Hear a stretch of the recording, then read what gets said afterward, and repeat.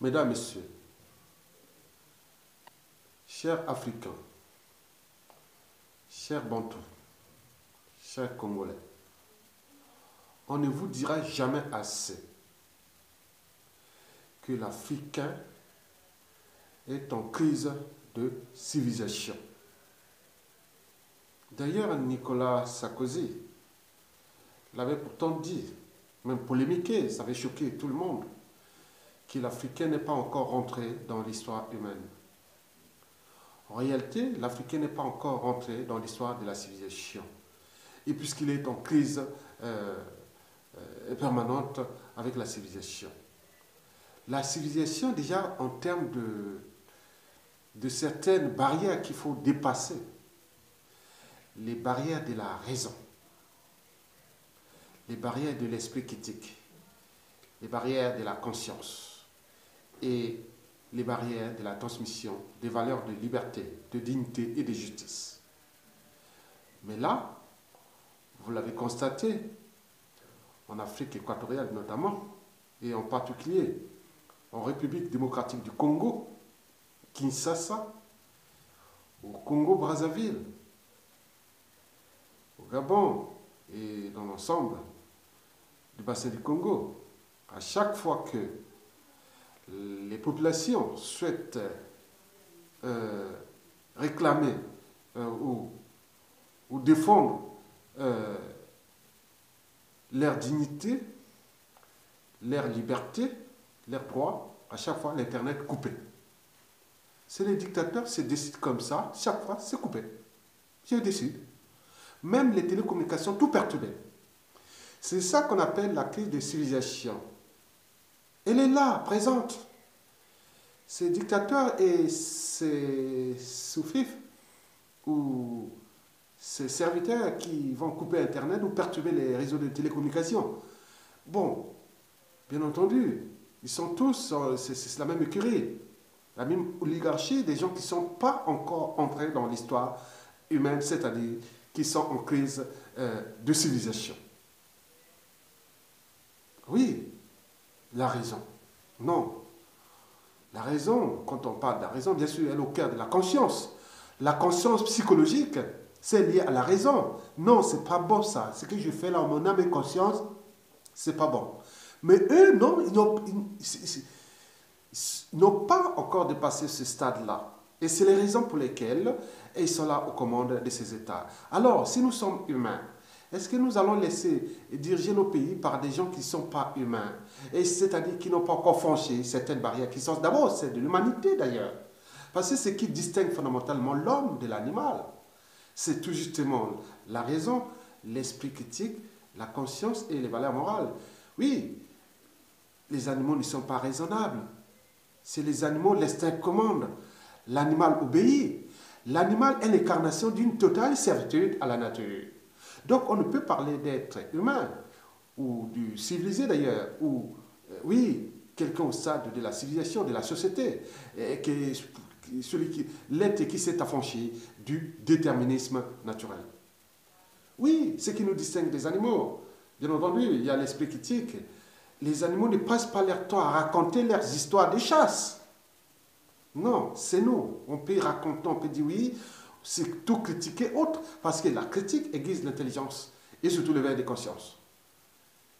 Et ce que nous interprétons aussi à l'échelon macroéconomique, et comme la productivité, le progrès et autres. Mais pourquoi ces gens-là sont en conscience et réfractaires contre la civilisation? Bien sûr que dans ce qui nous distingue des animaux, oui, c'est la conscience. Les animaux ne sont pas conscients de leurs actes, de leurs habitudes et de leurs comportements. Bien sûr que non. Et enfin, les valeurs morales. Oui, la barrière entre le bien et le mal. Ils sont en train de couper Internet. Comme si ça devient un jeu d'enfant. À chaque fois, à chaque manifestation, il faut couper. Bon, quelle image, déjà, au niveau d'image? Oui, l'image est négative pour les Africains. Et surtout ces opérateurs ou ces cadres qui obéissent aux commandes, aux ordres du dictateur qui est là, qui se bat pour sa survie. Bien sûr qu'il souhaite organiser des élections en 23 novembre 2018. La que dalle, Il va vous faire comme ça. Il a fait en 2016, il va le faire en 2017, il a fait en 2017, et là il va le faire en 2018. Il veut rester là. Kabila, c'est la transition infinie. Et comme l'avait fait Mobutu entre 1992 à 1997, vous connaissez les résultats après. Donc Kabila ne va pas faire l'élection. Le choix, c'est lui ou non. Kabila, c'est un dictateur. Un dictateur, c'est un homme politique qui exerce le pouvoir de manière absolue, sans qu'aucune loi ou institution ne les limite dans le temps. Autrement dit, ça ne s'arrête pas, et ça ne s'arrêtera jamais. Sauf un coup d'État militaire salutaire, soit un soulèvement populaire jusqu'au bout, soit la mort naturelle ou autre du dictateur. Il n'y a que ça. Kabila va rester jusqu'en 2019, 20 et 22. Juste là. Et vous allez recevoir ça. Donc si le peuple ne prend pas ses responsabilités, Kabila restera là. Il s'agit bien sûr d'un investissement pour lui. Couper Internet, c'est un investissement parce que si tout le monde n'est plus connecté, et ça l'arrange, et les statu quo va continuer comme ça. Et à côté, il continue à tuer, à déclasser ce pays, le plus riche du continent, au terme de ressources naturelles, et qui a besoin d'avoir des vrais Congolais à la tête de ce pays pour développer ce pays-là.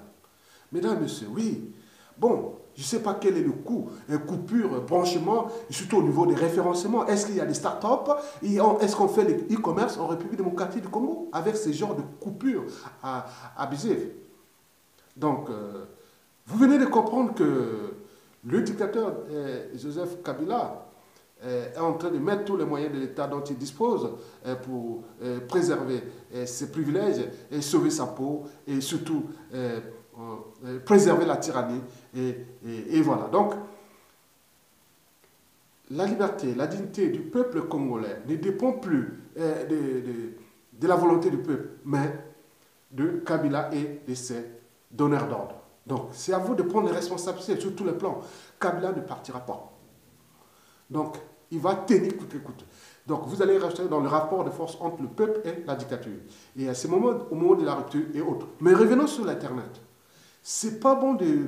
Donc, moi, à mon image, sur mon point de vue, je pense que l'Internet, on devait couper ça en Afrique. Mettez plus Internet dans ces pays-là. À quoi ça sert d'avoir Internet en Afrique? Alors que, voilà, donc, ils coupent comme ils veulent. Donc, les gens, voilà, on ne peut pas comprendre ça. L'humanité regarde, vous écoute, vous regarde, mais c'est quoi cette histoire d'Afrique où qui peut aller investir aujourd'hui sur l'e-commerce en Afrique et notamment dans ces pays? C'est prendre des risques exceptionnels. Bien sûr que les data centers, peut-être c'est en Europe, mais oui, il faut laisser les data centers en Europe ou dans d'autres pays civilisés. Mais dans ces pays, il ne faut pas prendre le risque de faire e-commerce dans ces pays. Tant que ces politiciens et ces hommes politiques africains à cette échelle, dans ce bassin, ne franchissent pas les barrières de la civilisation. Sinon, ça ne sert à rien d'aller faire là. Regardez le coût, branchement, référencement naturel ou voilà. Donc, je ne sais pas, que ça doit être du bordel au niveau de la... Attendre que vous êtes là. Bon, par exemple, s'ils ont des e-commerce fonctionnent en République démocratique du Congo. Donc, au moment où vous faites les commandes pour les internautes ou les clients autres, et c'est coupé parce que le monsieur a dit, bon, ben, là, pour la journée ou 2 jours, bon, ben, j'ai coupé ça, j'ai décidé, couper. Et vous voyez l'impact au niveau d'abord au niveau de la communication déjà, l'image de la communication dans votre pays, mais surtout au niveau économique et social et compagnie. Il y a des impacts énormes. Donc, vous ne laissez pas monsieur prendre les commandes des opérateurs économiques au niveau de l'Internet. Et ce n'est pas l'argent du Kabila qui a amené Internet au Congo. C'est l'argent du peuple, c'est les biens du peuple. L'Internet appartient au peuple, il ne peut pas couper ça. Il peut certes perturber pour ces crises de tyrannie, mais jusqu'à couper incessamment, non. En ce moment, il y a la marche des chrétiens, des catholiques en République démocratique du Congo, en Kinshasa, dans tous les pays, pour que Kabila laisse le pouvoir et une période de transition pour que le peuple congolais réponde ses droits. Mais lui, il ne veut pas entendre de raison à ça. Et donc, il coupe Internet, il perturbe tout. Donc, et ces opérateurs-là contribuent au déclassement, au déshumanisme et à la décivilisation de ce pays-là, tout en entretenant la tyrannie. Et ça devient un problème, un souci. Mesdames et messieurs, à quoi ça sert l'Internet en République démocratique du Congo, et notamment en Afrique équatoriale? Les Africains seraient-ils en crise de civilisation? Les Africains ont-ils une âme et une conscience? Sont-ils humains? Est-ce qu'ils comprennent-ils les enjeux de l'Internet, tant au niveau d'abord de la communication globale, de l'éducation, et surtout aussi au niveau économique à venir? Mais alors, pourquoi laisse-t-il libre cours aux dictateurs de couper incessamment, de manière récurrente, l'Internet à chaque mobilisation de la population? Ceci est un cas de prise de conscience, ou oui, de prise de conscience à l'échelle de l'Afrique d'ailleurs. Mesdames, Messieurs, je vous remercie.